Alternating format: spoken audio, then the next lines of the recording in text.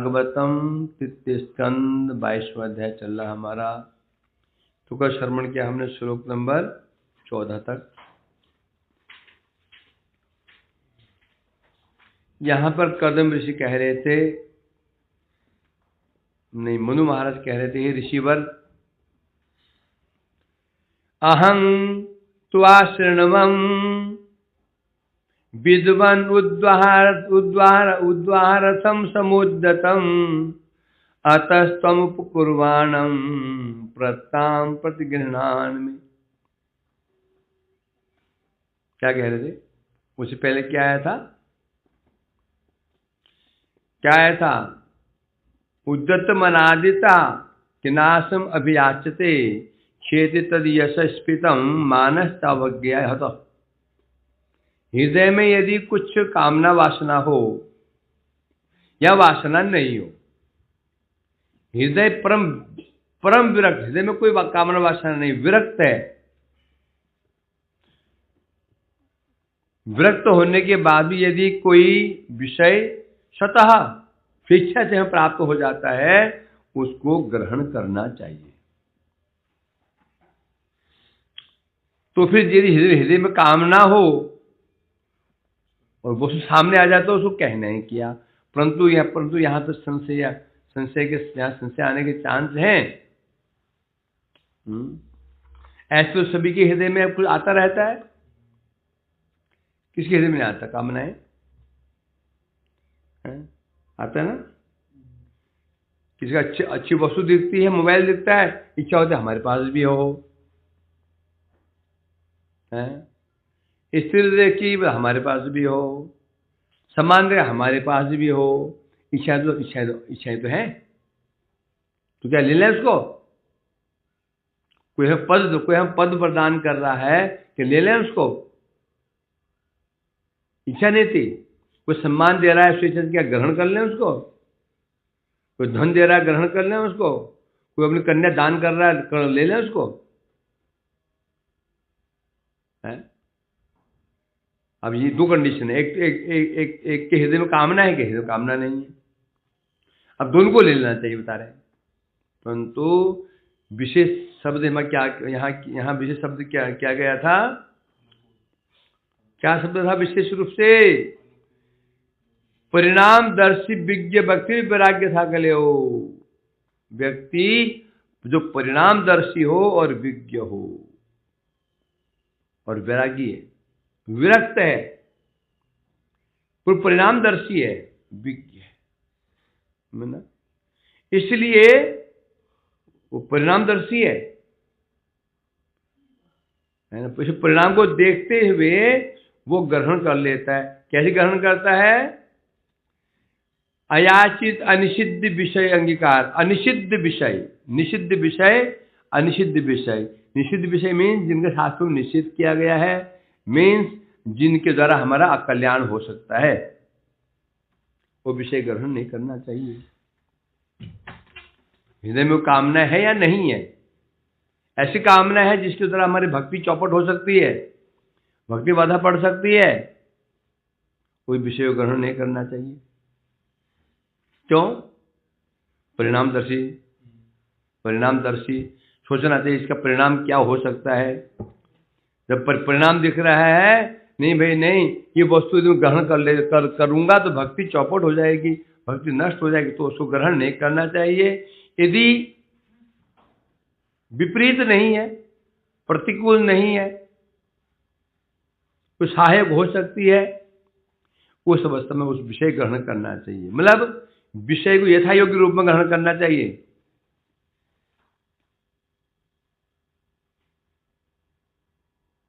भक्ति योग सिद्ध किसका होता है?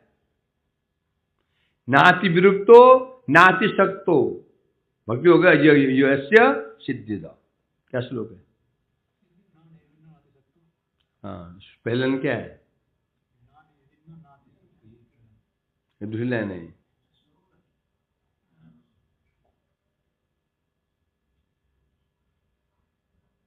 संसार पहले के श्लोक की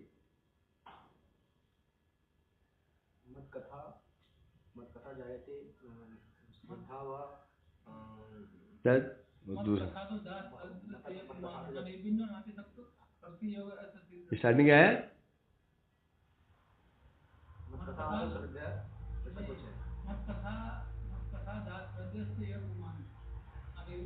जात श्रद्धो मत कथासु निर्विण्ण सर्व कर्मसु न निर्विण्णो नाति शक्तो। भक्ति योग सिद्ध किसका होता है? जात श्रद्धो मत कथासु। भगवान कह रहे हैं जिसकी मेरी कथाओं में श्रद्धा हो जाती है,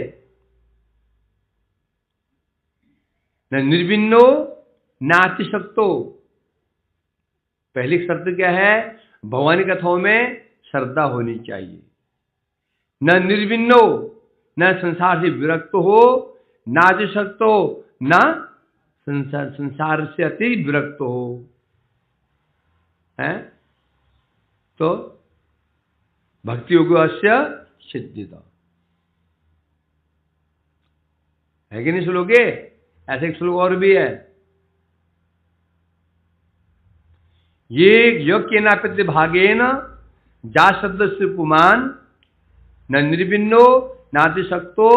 ये दोनों श्लोक समान जैसे हैं। और श्लोक है जात शुद्ध मत कथा श्रद्धा व्यावन न जायते न निर्विण्णो न नाति शक्तो भक्ति योगा से सिद्धि। दूसरा क्या है?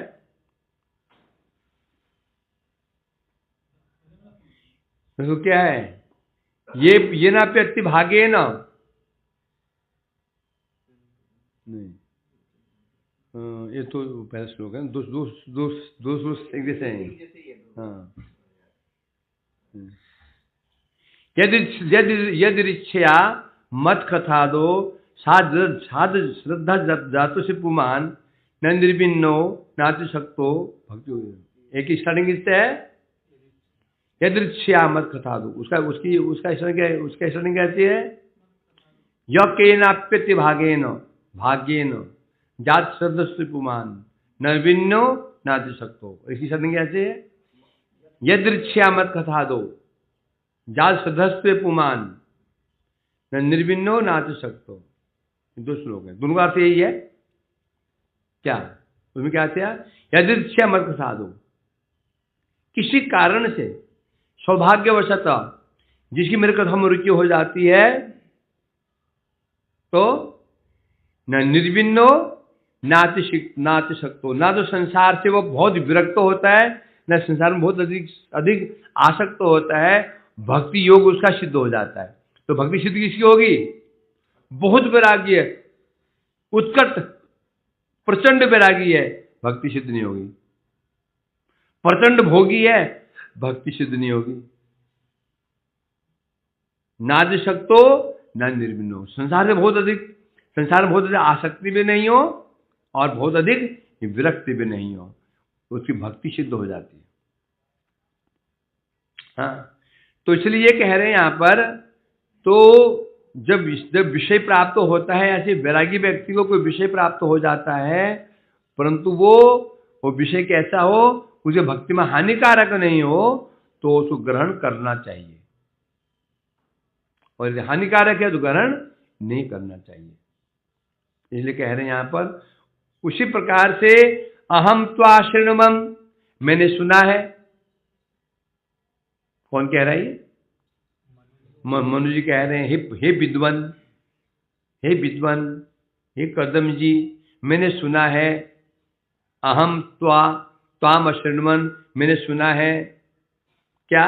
उद्वार्थम समुद्रतम, उद्वार्थम आप विवाह करने के लिए उद्दत है, समुद्रत उत्सुक है। मैंने सुना है आप विवाह के इच्छुक हैं, विवाह करना चाहते हैं, मैंने ये सुना है ना। अतः त्वम उपकुर्वाणः प्रत्ताम पतगृहान में, इसलिए मैं आपके पास आया हूं, और आकर के क्या कर रहा हूं मैं? क्या प्रत्ताम मैं दे रहा हूं, प्रत्ताम क्या दे रहा हूं? अपनी कन्या में आपको प्रदान कर रहा हूं, आग्रह कर रहा हूं, आप मेरे प्रतिगृहान में मेरी जो कन्या है इसका पानी ग्रहण करो। पानी ग्रहण माने पानी ग्रहण क्यों बोलते हैं? पानी मतलब हाथ को स्वीकार करें, इसको स्वीकार करें। हेलो करके नहीं मतलब उसको पूरी तरह से गर्म खाने करके वो ग्रहण कर लेना। कन्यादान कैसे होता है? तू देखा कभी? शादी में गया कभी? किसकी? पिता अपने पुत्री का हाथ उस वर के हाथ में ऐसे पकड़ा देता है। बोलते हैं पानी ग्रहण करना अर्थात अर्पण करना, मुझे कन्या दान। अपने कन्या का हाथ उसके हाथ में दे देता है, पानी ग्रहण करना। तो ये कह रहे हैं आप कृपा करके जो मेरी कन्या है इसका पानी ग्रहण करो, मेरा हाथ ग्रहण कर लो। क्यों? उपकुर्वाण, उपकुर्वाण में होता है अर्थात यस्य गार्हस्थ्यवधिकम अवधिकम ब्रह्मचर्यम, क्योंकि आप नैष्ठिक ब्रह्मचारी नहीं है, मतलब आप आजीवन ब्रह्मचारी नहीं है, मतलब आपने ब्रह्मचर्य रहने का आपने प्रण, आपका प्रण आजीवन ब्रह्मचारी रहने का आपका प्रण नहीं है। एक होता है मैं आजीवन विवाह नहीं करूंगा, वो आजीवन ब्रह्मचारी होता है। उपकुर्वाण उसका होता है जब तक विवाह नहीं हो तब तक ब्रह्मचारी हूं, जब विवाह नहीं करूंगा तो ब्रह्मचारी रहूंगा। तो आपका ये विचार है ना? इसलिए कह रहे हैं आप उपकुर्वाण हैं अर्थात जब तक विवाह न होने तक आप ब्रह्मचर्य का पालन करेंगे। तो उसके पश्चात आपने निर्णय ले रखा है मैं विवाह करूंगा, जब करेंगे ही तो फिर मेरी कन्या को ग्रहण करो। क्यों? क्योंकि जो गृहस्थ आश्रम अपनाएंगे, गृहस्थ आश्रम के लिए क्या चाहिए?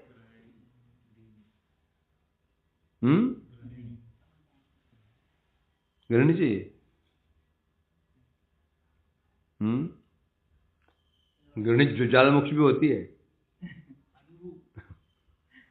ज्वालामुखी भी होती है।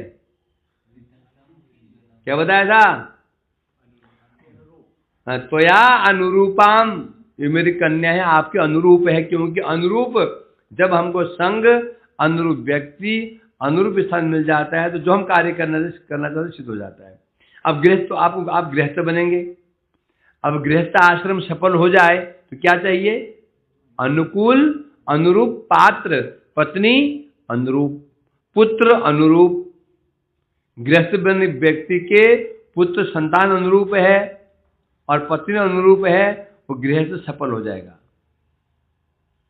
शांति से कटेगा। यदि अनुरूप नहीं है तो उसका घर क्या बन जाएगा? युद्ध क्षेत्र बन जाएगा।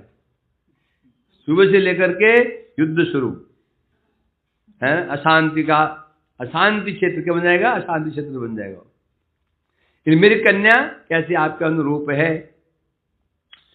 स्वभावशील में, स्वभाव में और वय में आपके अनुरूप आता है, इसको ग्रहण कर लीजिए। इस प्रकार से कह रहे हैं, टीका में कह रहे हैं यदि बोले क्या? मानो कर्दम जी ने पूछा, हे महाराज मनु,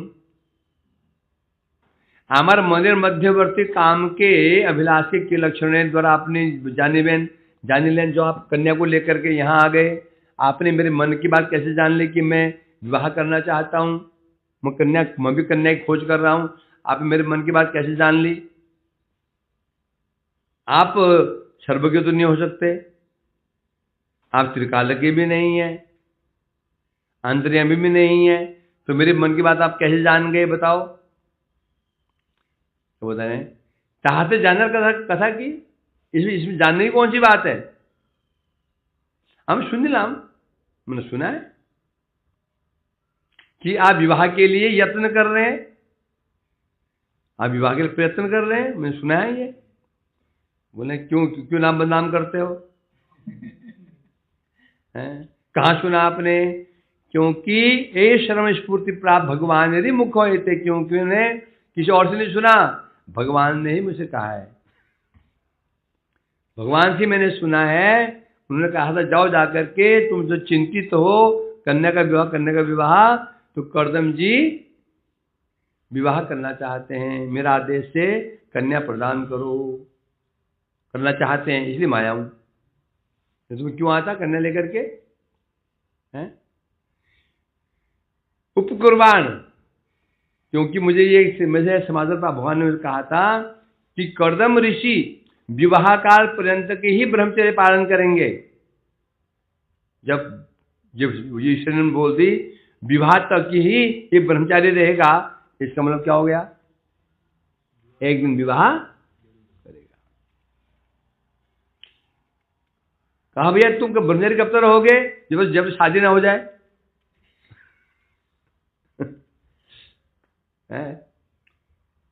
स्नान ब्रह्मचारी कब तक रहोगे?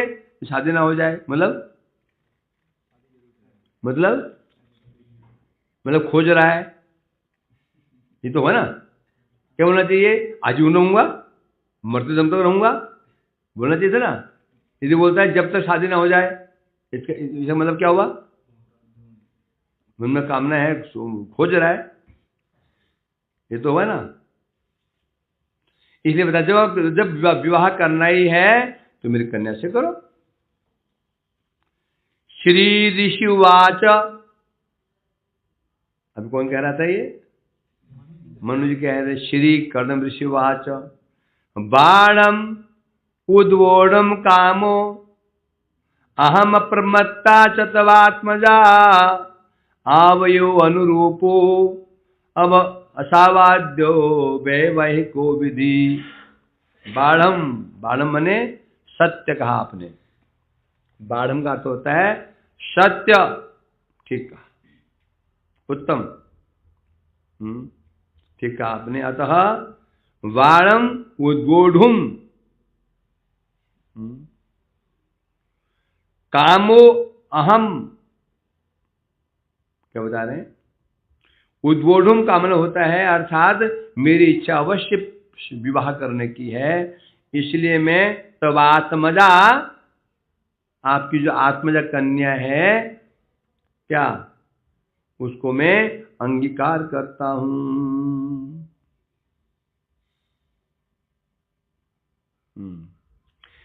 और अर्थात आमियो विवाह करते वासना करियाছি, आवयो अनुरूपो, मैंने भी विवाह करने की इच्छा की है, इच्छा मेरी भी है, इसलिए आपकी जो कन्या है, अब कन्या को मैं के आम पतित्व वर्ण परिवार, क्योंकि आपने पहले कहा था कि मेरी कन्या ने आपको पति रूप में ग्रहण कर लिया,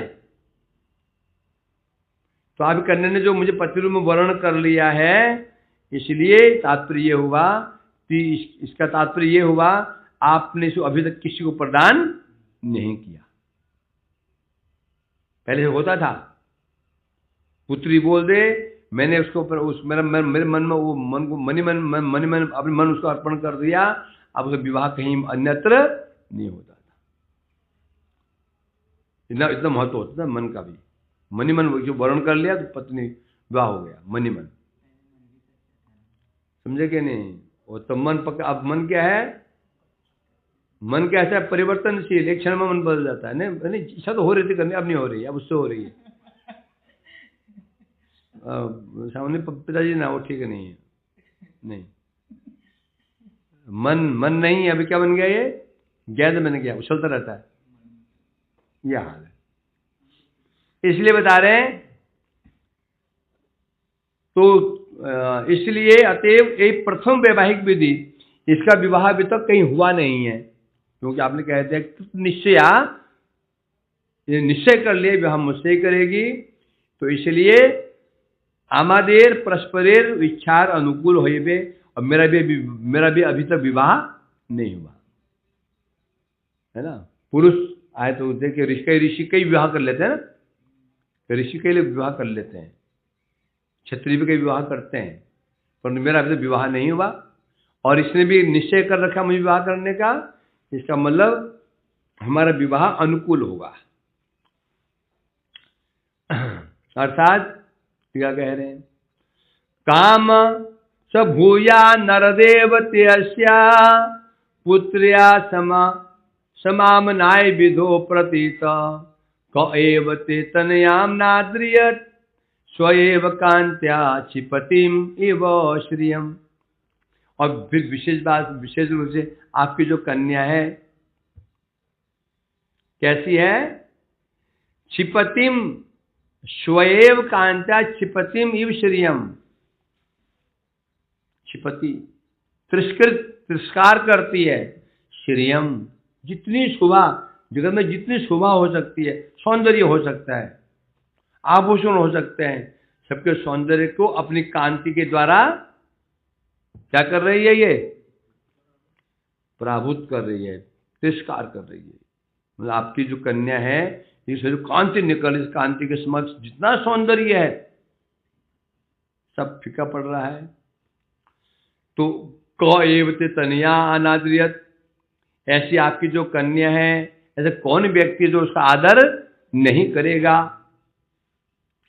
काम से भूया नरदेवते अस्या, है ना। इसलिए हे नरदेव, नरदेव नरानाम देवेति नरदेव, राजो क्या कहते हैं, नर देव, नरु में जो देव है, नृपति भूपति नरदेव कहते हैं ना, भूदेव, भूदेव भूपति, भूदेव भू पृथ्वी के देवता भूदेव। तो ये कहते हैं हे नरदेव, हे महाराज, अस्या पुत्री, आपकी जो पुत्री है इसके साथ में विवाह अवश्य करूंगा। कैसे करूंगा, आमनाय विधो प्रतीतः, विवाह कैसे होगा, आमनाय, आमनाय कहने से वेदोक्त विधि से, अर्थात विवाह संस्कार कैसे होगा, आमनाय उक्त विवाह विधि, वेदों में जो विवाह विधि है उस विधि के द्वारा ही विवाह होगा। समझे क्या नहीं, विवाह कैसे होगा, वेद विधि से होगा। विवाह होता है 8 प्रकार का है, तो 8 प्रकार का विवाह होता है। गंधर्व विवाह होता है, राक्षस विवाह होता है। राक्षस विवाह क्या है, जब वर वधू का हरण कर लेता है बल से अपने, विवाह का उसे कहते हैं क्षत्रिय विवाह जो होता है ना, ये राक्षस विवाह होता है। क्षत्रिय जब किसी को जीत लेता है, किसी जीत लेता है, उसे कहते हैं क्या, राक्षस विवाह, ये विवाह प्रमुख। दूसरा होता है, एक होता है गंधर्व विवाह, जिसमें पुत्री स्वयं वर्ण करती है। तीसरा होता है जिसमें स्वयं माता पिता वर्ण करते हैं कन्या के लिए, है ना, ऐसी विवाह। तो परंतु इसलिए कहते हैं हमारा जो विवाह होगा आमनाई विधि, आमना मतलब वेद को आमनाई कहते हैं, वेद विधि के द्वारा हमारा विवाह होगा, है। इसलिए हाँ, तो ऐसी, क्योंकि आपकी जो पुत्री इतनी सुंदरी है, इसी कांति के द्वारा आभूषण भी, आभूषणस्य श्रियम क्षिपति, जो आभूषण है उनकी शोभा को भी आपकी जो पुत्र की कांति फीका कर रही है। ऐसी कन्या को कौन ग्रहण नहीं करेगा, कोई आदर नहीं करेगा, अर्थात अवश्य में ग्रहण करूंगा। टीका में कह रहे हैं अस्या काम, आपनारे कन्यार विवाह वेद विधि द्वारा सम्यक अनुष्ठित हो। मैं भी चाहता हूं इस कन्या के साथ जो मेरा विवाह हो वेद विधि के द्वारा ही हो, ऐसे वैसे ना हो जाए, वेद विधि के द्वारा होना चाहिए, है ना। वेद ही क्या है, प्रमाण है। आज के विवाह टूट क्यों जाते हैं, विवाह का उल्टा क्यों हो जाता है, क्योंकि विवाह वेद विधि से नहीं होते। ब्राह्मण यदि कराता भी है तो उसको मंत्र नहीं आते हैं, संक्षेप में कर देते हैं, कोर्ट में जाके साइन करके विवाह कर लिया। जब स्टार्टिंग ही अवैध हो गया तो शांति कहाँ से आएगी। बीज ही जब बीज ही गलत पड़ गया, कोर्ट मैरिज कर लिया, कोर्ट में जाके मैरिज कर लिया, विधि है ही नहीं। जब विधि नहीं है तो फिर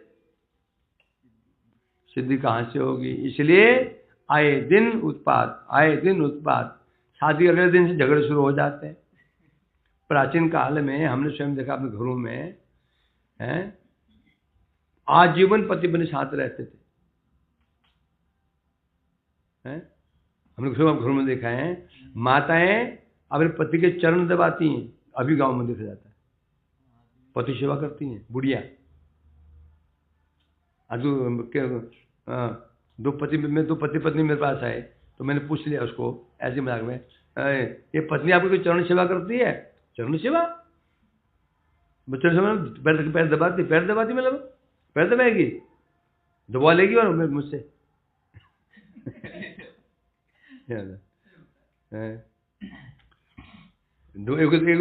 एक दबा भी रही हुई ना, दूसरी क्या बोलेगी, ये दकियानुसी विचार है, तुम 21 कौन सी सदी में 11वीं सदी में जी रही हो क्या, पति के पैर दबा रही हो? ऐसा होता है, बिल्कुल सब चौपट हो गया, मतलब भावनाएं खत्म हो चुकी हैं। क्यों हुआ? जैसे जीव, क्योंकि वेद ही व्यक्ति को मनुष्य बनाए हुए।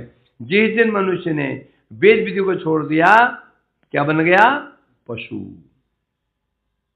इतना अंतर बस।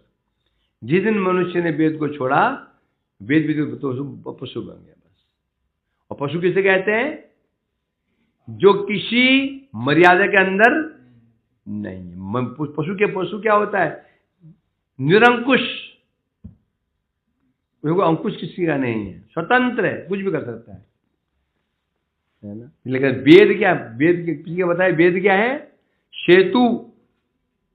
वेद सेतु है, जिस प्रकार से नदी बह रही है, बांध ने उसको पानी बांधा हुआ है, जब तक बांध है पानी अपने रास्ते में जाएगा और जगत कल्याण करेगा।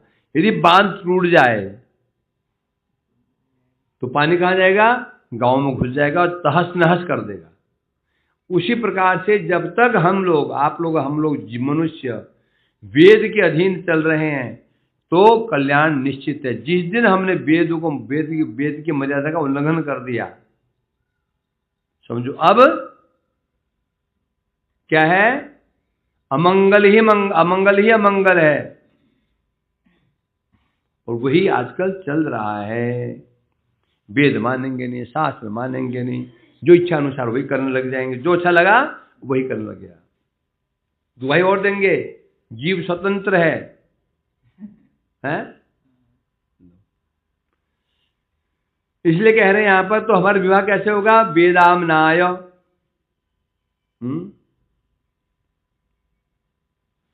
पीछे चला गए, अभी पड़ गया। ऋषि वाच 16। हाँ, तो कह रहे हैं अर्थात गृभनामि ते, अर्थात मंत्र क्या मंत्र पढ़ेंगे? गृभनाम ते सौभगत्वाय हस्तम मया पत्या जदा अष्टिभीर भवेथा। गृभनाम ते सौभगत्वाय हस्तम मया पत्या जरदष्टिर भवेथा। अर्थात क्या ये मंत्र क्या अर्थ है? मंत्र का अर्थ यही है, सौभाग्य निमित्त आमी पति तुम्हार, पति कहता है, मंत्र पढ़ता है, क्या पत्नी से कहता है, कन्या से कहता है, मैं सौभाग्य के लिए ही आप तुम्हारा हाथ ग्रहण कर रहा हूं। तुम वीर प्रसविनी हो। तुम कौन हो? वीर प्रसविनी, वीर पुत्र की मां बनो। विवाह संतान उत्पत्ति के लिए होता है, पहले बोल दिया गया। विवाह मौज मस्ती करने के लिए बिल्कुल नहीं है। तो भक्ति विनोद ने कहा है अवैध स्त्री संग है ये। यदि कोई विवाह कर लिया विवाह करके संतान उत्पत्ति के लिए पत्नी का संग कर रहा है तो ठीक है। यदि संतान उत्पत्ति के लिए नहीं कर रहा है वो, फिर ये भी अवैध स्त्री संग है। क्या अवैध स्त्री संग है। ये वैसे है ना, वेश्यावृत्ति क्या है? अवैध संग है। ये भी ऐसा ही है।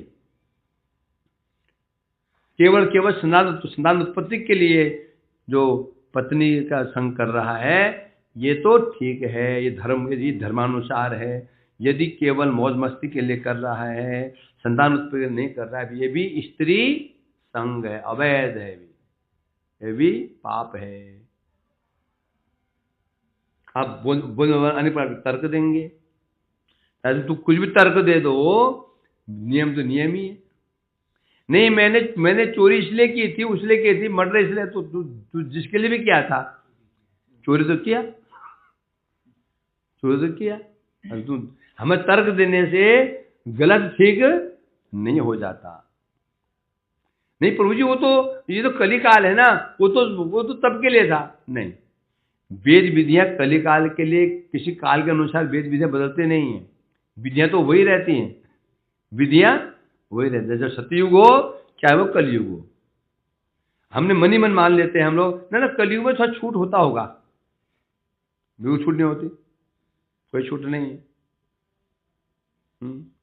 कई गृहस्थ समझते हैं ना, हम गृहस्थ हैं तो हमें कुछ भक्ति में कुछ छूट होगी थोड़ी बहुत है, समझे कि नहीं? ब्रह्मचारी साधु है तो इनके लिए नियम कठोर, हमारे नियम तो नरम पड़े नहीं, बिल्कुल नहीं होगा ऐसा।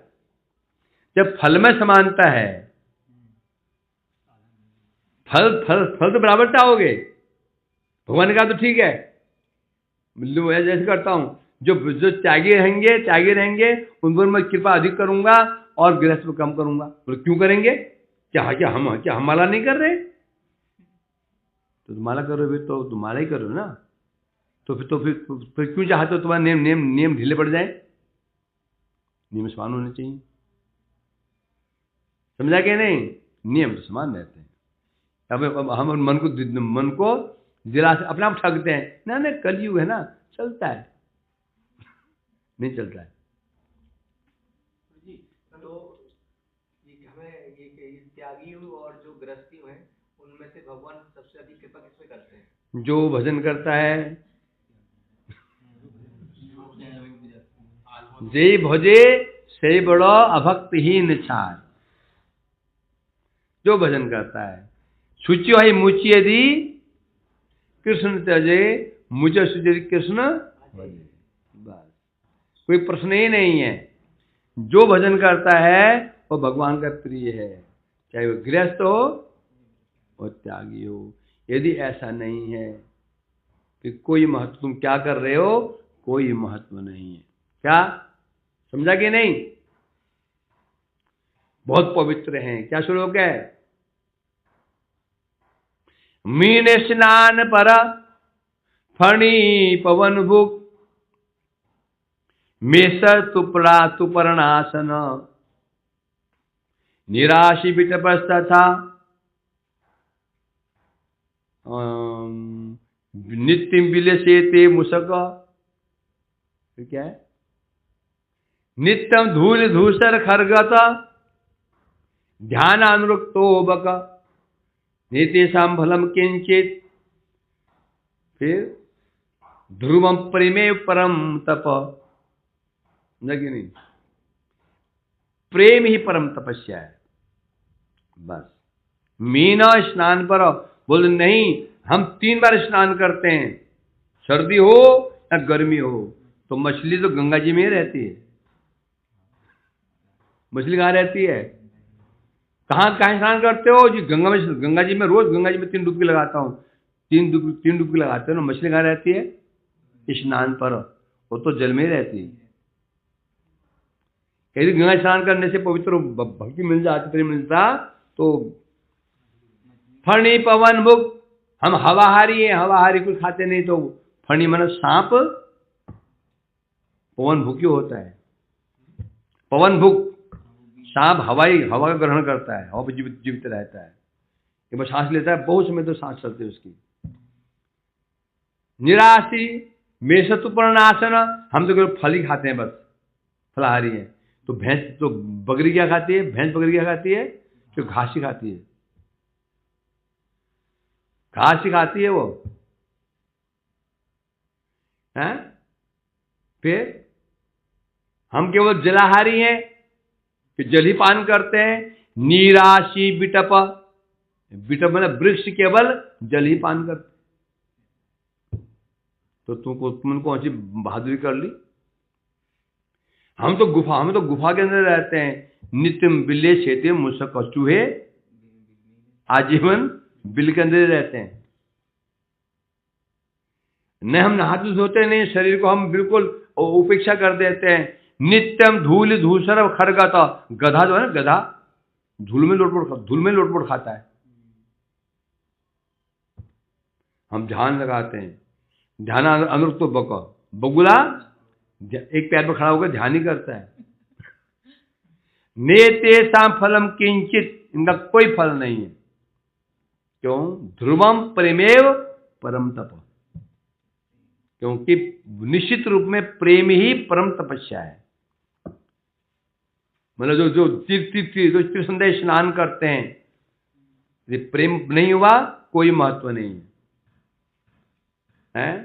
चाहे फलाहारी हैं, जलाहारी हैं, हवाहारी, कोई क्यों नहीं हो, तब एक प्राणी को उदाहरण दे दिया। अंत बोलते हैं प्रेमेव परम तप, प्रेम होना चाहिए बस। और गृहस्थ हो, त्यागी हो, चंडाल हो, किस योनि का है, कोई महत्व नहीं है, प्रेम होना चाहिए। समझे सनातन? अब क्या सोच रहा है? मैं काटूंगा आपकी बात को काटूंगा जो हैं। अब शाम तक सोचता रहेगा वो, खंडन करना है? अच्छा तो बड़ी बात है, बड़ी बात बोल दी। क्यों भगवान की बात कह रहा हूं? मैं बात तो कह ही नहीं रहा हूं, इसलिए कह रहे हैं यहां पर। तात्पर्य कहने क्या है? हाँ, तो यहां के वेद विधि, जिस दिन हमने शास्त्र का उल्लंघन कर दिया तो समझो हमने मतलब माया को आने का रास्ता दे दिया। हम बांध के बीच में हैं, बाहर चारों ओर माया है, चारों बाढ़ आई हुई है, हम बीच में किले में हैं। जिस दिन हमने एक दीवार का एक कोना तोड़ दिया, सारा पानी हुड़ हुड़ करके अंदर। जितने हमारे माया बाहर घूमे जा रही है, वो तो हम एक बांध के अंदर है, जिन्होंने बांध तोड़ दिया क्या होगा? माया अंदर वहीं से घुस जाएगी। इसलिए सावधान, मर्यादा ना टूटे। जब तक मर्यादा में है तब तक सुरक्षित हैं। जिसने मर्यादा ने तोड़ी, बस माया वहीं से घुसेगी और पता भी नहीं चलेगा कब सर्वनाश। जब तक पता चलेगा तब तक सब क्या हो गया। जब पता चलेगा तो होने को कुछ बचेगा ही नहीं, तब सब हो गया होता है तब तक। इसलिए सावधान, शास्त्र मर्यादा। साधु सावधान कहते हैं बार, खाते हुए सावधान, उठे बैठते हुए सावधान, हमें सावधान रहना चाहिए। अच्छा, हाँ, कि शुरू में क्या चला था? सुला। हाँ, ये 17 अब 16 हो चुका, 17 में आते हैं। हाँ, तो ये आपकी जो कन्या है क्षिपति, जगत में जितना सौंदर्य है, जितना अलंकार आदि हैं, उन अलंकारों की शोभा को आपकी कन्या की अंकांति क्या कर रही है? तिरस्कृत कर रही है। ऐसे कन्या को जो रूपवती है, गुणवती है, सुंदर भी है, सुंदर बड़ी बात नहीं है, गुणवतशील वयोशील स्वभाव, उत्तम स्वभाव है, उत्तम चरित्र है, उत्तम गुण है, सुंदर तो है ही है, तो इसे ग्रहण कौन नहीं करेगा? याम यर्म पृष्ठे किरणंग्रि शोभा विक्रीडति कंदुक विह्वलाक्षिम विश्वावसु न्यपतत् स्वादिमानाद विलोक सम्मोह विमूढ़ चेता। अब कर्दम ऋषि देवहूति के विषय में एक इतिहास सुना रहे हैं, पहले घटना सुना रहे हैं कि आप कन्या की क्या महिमा है। एकदा एक बार यर्म पृष्ठे, यर्म ने महल, एक बार आपकी ये कन्या क्या कर रही थी, अट्टालिका के ऊपर, महल के ऊपर विराजमान थी। कृणत अंघ्रि शोभाम विकृति कंदुक विहवलाम, अपने राजमहल के छत के ऊपर, अट्टालिका छत के ऊपर आरोहण करके कंदुक विहवला, कंदुक विकृति गेंद खेल रही थी, गेंद को उछालते हुए यहां से वहां, इधर वहां से गेंद को खेल रही थी। उस समय इधर सौंदर्य को देख करके विश्वावसु, विश्वावसु कौन है, वसु कौन है, गंधर्व है, गंधर्व, विश्वावसु गंधर्व ने जो अपने विमान से जा रहा था, जा रहे थे, विश्वावसु ने पतत स्वाद विमानात विलोक्य, अभी कन्या का सौंदर्य को देख करके अपने विमान से वो विश्वावसु न्यपतत गिर गए। ऐसे सम्मोहित हो गए, भूमि से गिरे और गिर करके मूर्छित हो गए। आप इसी कन्या को देख करके, कौन कह रहे हैं ये, कर्दम ऋषि। ऐसा भी कन्या है। वांछा कल्पतरुभ्यश्च, ये कर्दम जो ऋषि है ये भक्त है ना, भक्त हैं। इनको क्या ये पता है कि जो मेरी संतान होने वाली है वो भगवान होंगे? जब भगवान आदेश दे रहे हैं तो अच्छी होगी, बुरी थोड़ी हो जाएगी। इनको क्या ये पता है कि मेरा जो पुत्र होगा वो भगवान अवश्य होगा। जब भगवान जब कह रहे हैं, जब तो भगवान के श्राद्ध में तो कोई ये श्राद्ध में जाओ, गली में लड़की है, सीधा छाप विवाह कर लो तुम मुझसे, तो तात्पर्य क्या हुआ, भगवान चाहते हैं तू पुत्र, एक अच्छा पुत्र उत्पन्न दे। तो इसका मतलब ये हो सकता है कि जो कर्दम ऋषि जो विवाह कर रहे हैं, इसलिए विवाह कर रहे हैं क्योंकि उनके संतान भगवान अवश्यमेव के रूप में आने वाले हैं। अच्छा, जगत में क्या करना है, जगत की सृष्टि करनी है, भगवान का कार्य करना है। उन्हें जगत में भक्ति को कहा ना, उन्होंने क्या कहा था, पहले तो गृहस्थ आश्रम ग्रहण करो, जीवोदया उसके पश्चात संन्यास लेकर के जीव को अभय प्रदान करो। तो कर्दम जानते हैं भगवान मुझसे कोई विशेष काम कराना चाहते हैं, तो विवाह नहीं कर रहे हैं, वो भगवान की सेवा कर रहे हैं। और भोग के लिए विवाह नहीं कर रहे हैं, वो केवल भगवान की इच्छा के लिए कर रहे हैं। जो भगवान की इच्छा से हम कोई भी कार्य करेंगे तो काम खराब होगा क्या, नहीं। जब कोई अपनी इच्छा से कार्य करते हैं तो कार्य का फल उल्टा हो जाता है। जब गुरु वैष्णव की इच्छा से कार्य करेंगे, क्यों, कार्य गलत हो ही नहीं सकता, समझे कि नहीं। क्यों, हमारी इच्छा एक प्रकार की, वैष्णव इच्छा एक प्रकार की। वैष्णव वो इच्छा करेंगे जिससे हमारा भी कल्याण हो, अन्य का भी कल्याण हो। और हम जो इच्छा करेंगे हो जाए उससे ना हमारा कल्याण होने वाला है ना उस हम लोग कल्याण होने वाला है कि नहीं। चलो, वांछा कल्पतरुभ्यश्च कृपा